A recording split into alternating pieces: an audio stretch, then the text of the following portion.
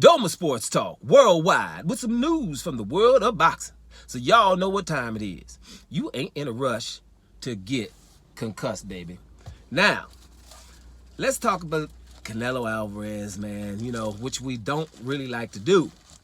Because when you talk about Canelo so much, it seems as though you might have something against him. Excuse me. You might have something against him, right? Or something like that. And when you talk about Canelo, it's not against Canelo, actually. It's about the movement when you talk about Canelo.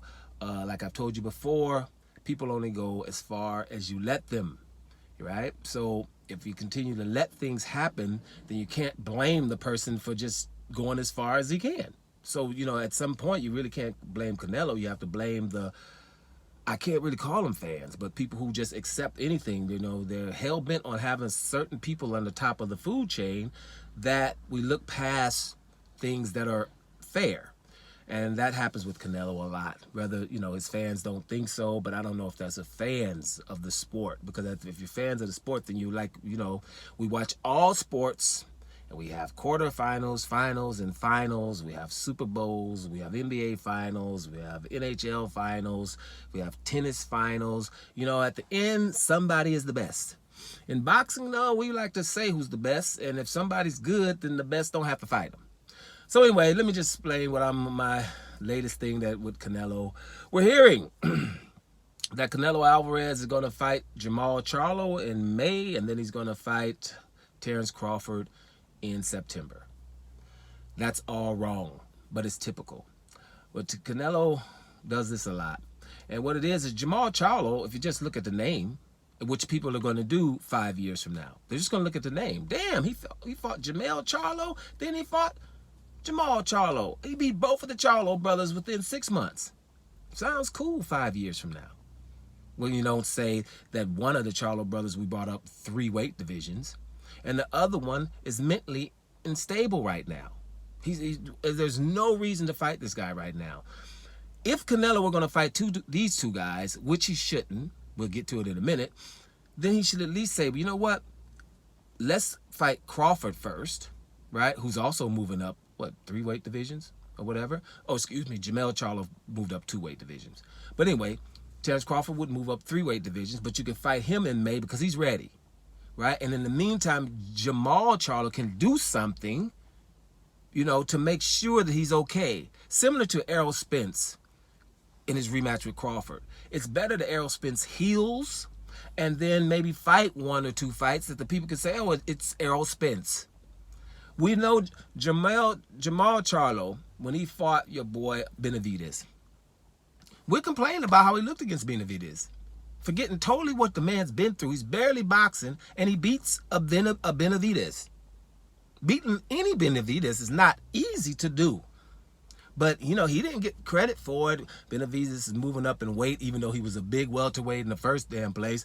So, him fighting him at, I forgot what the weight was. He was fighting him 160 or whatever. Benavidez is not, chopped liver. He's somebody, but the fact that Jermall Charlo didn't knock him out or everything, so that shows he's probably not back to the old guy. We should give him time. So Canelo should not want to fight him right now. Canelo fans should not want Canelo to fight him right now. Fighting Terrence Crawford is already, 3 weight divisions, but it's Terrence Crawford, so we at least we're intrigued by it at least, right? So fight him first, and let's see if Jermall Charlo is okay by him fighting someone else, maybe a Munguia or something, to see if he's okay to fight Canelo in September. That's how that should go down, right? And the other thing, the main thing is, because I'm watching this a lot, Canelo has in his weight division at 168 pounds, 2 mandatories that's been there for 2 or 3 years, each of them. And Canelo has told the people who he's going to fight, right? And the sanctioned bodies ain't saying nothing. The WBA needs to say, well, damn it, if you're going to fight Jermall Charlo, whatever, he's not a mandatory. David Morrell is. So, therefore, you're being stripped of that title. Like they're doing with everyone else. You see Jermall Charlo, who was undisputed, went up to fight Canelo, stripped. He's back now, coming back, but he's not fighting yet, stripped. Two belts are gone. Canelo has been doing this for a long time. So he's not going to fight the WBA mandatory, which is the regular champion in David Morrell, because he's hard. And everybody seems to want him to fight David Benavidez, who's the WBC lineal champ, never lost except on the scales, who everyone seems to want him fight. The guy has, you know what his moniker is? The Mexican Monster. Why wouldn't you want to beat up the Mexican Monster on Cinco de Mayo? You know what I mean? But if you really are not going to fight Mexicans, then okay, cool. Then you don't fight him or Munguia. Because I told you when he said he didn't wanted to fight Mexicans, what he meant was, I'm not fighting no damn Gilberto Ramirez, and I'm not fighting David Benavidez. So if that's cool, then Munguia, you can't fight either. So whatever. So if there's someone in boxing who doesn't get to fight people that come from his country, does any other boxers do that? Any? Like any? Like any? Why are we accepting that? But okay, so he won't fight his mandatories, and he won't get stripped either. Now, when it comes to David Benavidez and Canelo, I feel it. He should fight David Benavidez, but not even more than he should have fought Demetrius Andrade. We seem to be. I've seen it on normal TV, like First Take, where the debate shows. Now they're talking about who should fight David Benavidez.